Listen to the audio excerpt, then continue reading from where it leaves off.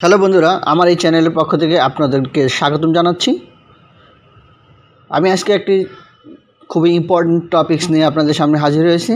আপনারা দেখতেছেন যে আমি যখন কম্পিউটার ওপেন করেছি তখনই আমাকে কিছু আনএক্সপেক্টেড মেসেজ শো করতেছে, like are you already 18 what, like that.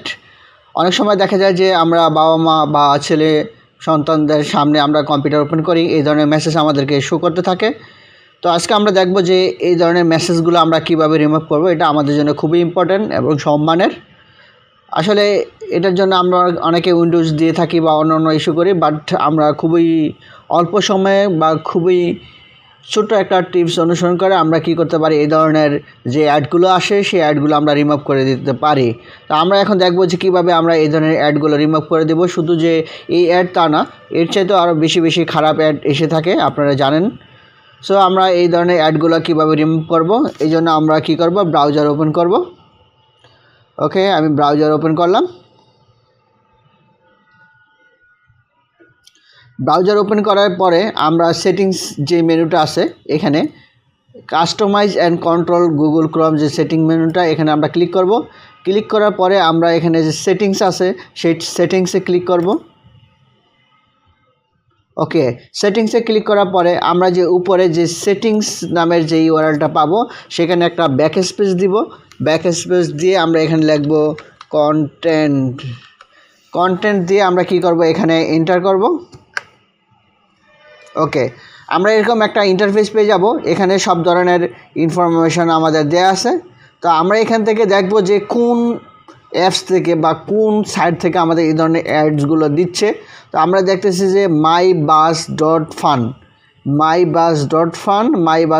তাহলে আমরা এই myBus যে .funটা আছে সেটা এখান থেকে খুঁজলেই আমরা এখানে পেয়ে যাব।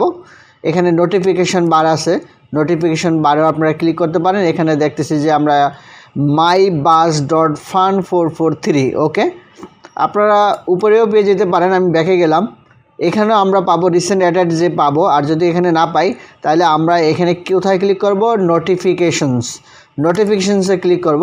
ক্লিক করার পরে আমরা এখানে সব ধরনের নোটিফিকেশনগুলো পেয়ে যাব, Google Drive, Docs Google Drive and Google Gmail, education ইত্যাদি ইত্যাদি।